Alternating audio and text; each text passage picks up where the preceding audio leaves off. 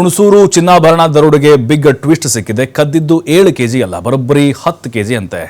ಚಿನ್ನಾಭರಣ ಕಳ್ಳತನ ದರೋಡೆಗೆ ಪ್ಲಾನ್ ಮಾಡಿದ್ರು 10ಕ್ಕಿಂತ ಹೆಚ್ಚು ದರೋಡೆಕೋರರು.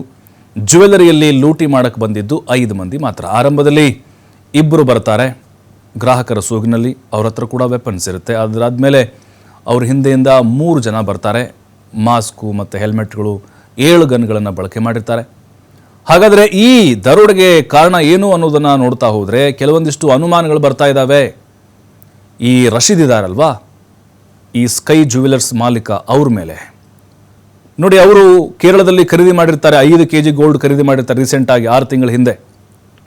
ಆಗೇನಾಗುತ್ತೆ, ಖರೀದಿ ಮಾಡುವ ಸಂದರ್ಭದಲ್ಲಿ ಕೆಲವೊಂದಿಷ್ಟು ಏನೋ ಗೊಂದಲಗಳು ಇದ್ವಂತೆ, ಅಥವಾ ಅಲ್ಲಿ ಮನಸ್ತಾಪಗಳು ಬಂದಿತ್ತಂತೆ. ಹಾಗಾಗಿ ಅವರು ಮಾಡಿರ್ಬೋದು ಅನ್ನುವಂಥ ಅನುಮಾನಗಳಿದ್ದಾವೆ. ಅಂದರೆ ಇವ್ರು ಯಾರೋ ಜೊತೆಗೆ ಮನಸ್ತಾಪ ಮಾಡ್ಕೊಂಡಿದ್ರಲ್ವಾ, ಅವರು ಮಾಡಿಸಿರ್ಬೋದು ಅಂತ.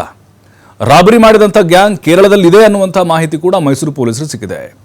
ಪಾಂಡಿಚೇರಿಯ ಮಾಹೆಯಲ್ಲಿ ಇವರು ಬಂದೂಕನ್ನು ಖರೀದಿ ಮಾಡಿದ್ದಾರಂತೆ. ಈಗಾಗಲೇ ಕೇರಳಕ್ಕೆ ಮೈಸೂರು ಪೊಲೀಸರು ಹೋಗಿದ್ದಾರೆ, ತಲಾಶ್ ಕೂಡ ನಡೆಸ್ತಾ ಇದ್ದಾರೆ. 5 ಕೆಜಿ ಚಿನ್ನವನ್ನು ರಶೀದ್ ಅವರು ಖರೀದಿ ಮಾಡಿದ್ರು ನೋಡಿ. ಈಗ ಅವರು ಯಾರ ಜೊತೆಗೆ ಮನಸ್ತಾಪ ಇತ್ತಂತೆ, ಹಾಗಾಗಿ ಅವ್ರ ಕಡೆದವರು ಈ ದರೋಡೆಯನ್ನು ಮಾಡಿಸಿರಬಹುದು ಅಥವಾ ಅವರೇ ಮಾಡಿರ್ಬೋದು ಅನ್ನುವಂತಹ ಅನುಮಾನಗಳು ದಟ್ಟವಾಗ್ತಾ ಇದ್ದಾವೆ. ಖಂಡಿತವಾಗಲೂ ಪೊಲೀಸರು ಆಲ್ರೆಡಿ ಟ್ರೇಸ್ ಮಾಡಿದ್ದಾರೆ.